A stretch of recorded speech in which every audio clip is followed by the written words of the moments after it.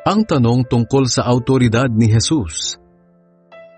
Isang araw, habang nangangaral ng magandang balita si Jesus sa mga tao sa templo, lumapit sa kanya ang mga namamahalang pari, mga tagapagturo ng kautusan, at mga pinuno ng mga Hudyo. Sinabi nila sa kanya, "Sabihin mo nga sa amin kung ano ang karapatan mo na gumawa ng mga bagay na ito? Sino ang nagbigay sa iyo ng awtoridad na iyan?" Sinagot sila ni Jesus, "Tatanungin ko rin kayo.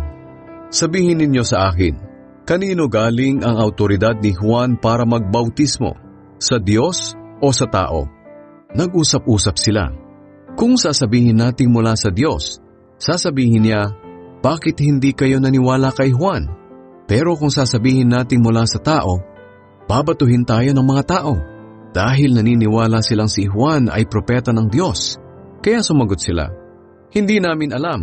Sinabi ni Jesus sa kanila, "Kung ganoon, hindi ko rin sasabihin sa inyo kung saan nagmula ang awtoridad ko na gumawa ng mga bagay na ito.